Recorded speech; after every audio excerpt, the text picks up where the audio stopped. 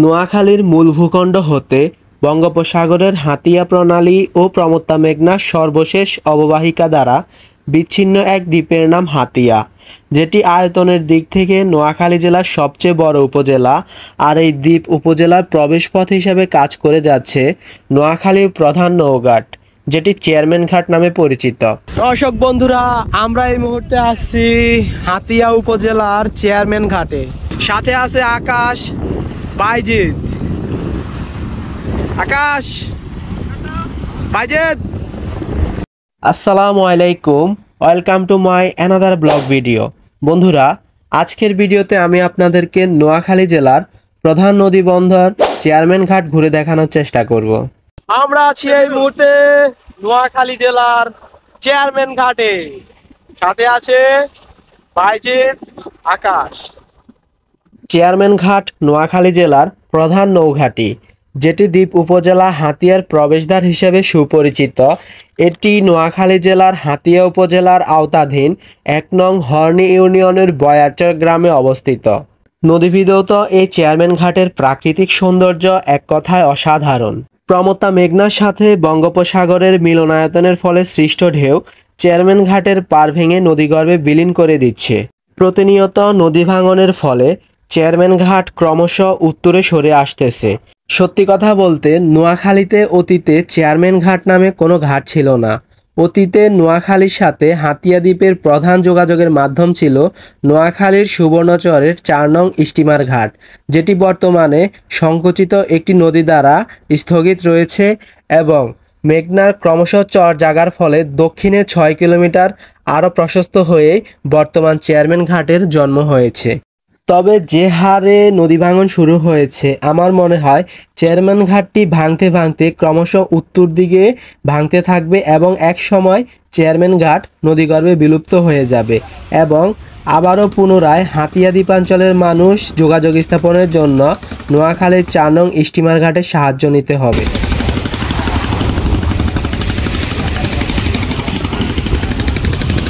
এত শত ভাঙা ঘোরার মাঝেও চেয়ারম্যান ঘাটে আসলে আপনি নৌকা ভ্রমণের অসাধারণ অভিজ্ঞতা অর্জন করতে পারবেন।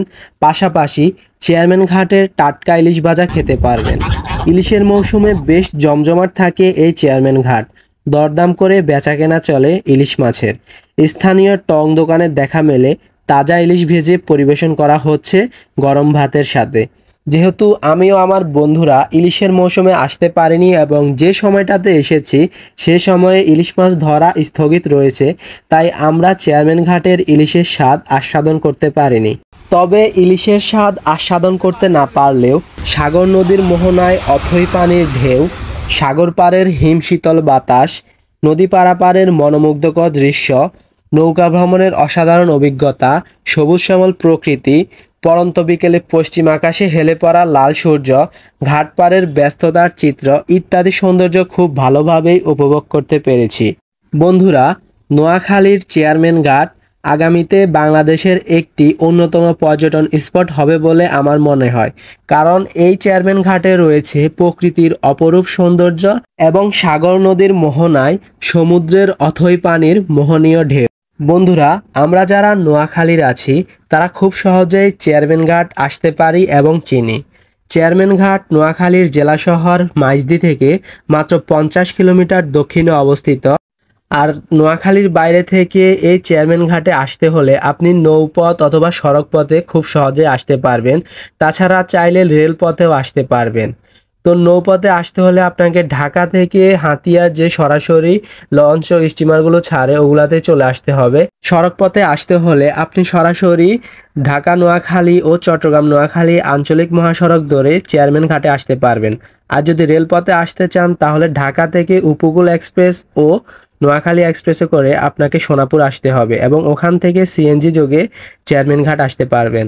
ব্যস্ততম এই চেয়ারম্যান ঘাট নোয়াখালীর দ্বীপ উপজেলা হাতিয়ার মানুষের প্রধান যোগাযোগের মাধ্যম। এখান থেকে টিকিট সংগ্রহ করে লাইনে ধরে।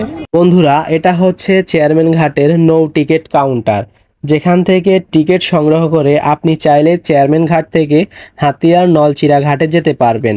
চেয়ারম্যান ঘাট থেকে নলচিরার সঠিক দূরত্ব কেউ নির্ণয় করতে পারেনি, কারণ নদী ভাঙনের ফলে দূরত্ব এক একবার এক এক রকম হয়ে থাকে। তবে আনুমানিক দূরত্ব ধরা হয় 11 থেকে 12 কিলোমিটারের মধ্যে। তো বন্ধুরা, চেয়ারম্যান ঘাট নিয়ে আসলে অনেক কিছুই বলা যায়। তো আজকের ভিডিও আর দীর্ঘ করব না, দেখা হচ্ছে নতুন কোনো ভিডিওতে নতুন কোনো স্থান অথবা জায়গা নিয়ে। ততক্ষণ পর্যন্ত সবাই ভালো থাকুন, সুস্থ থাকুন। আল্লাহ হাফেজ।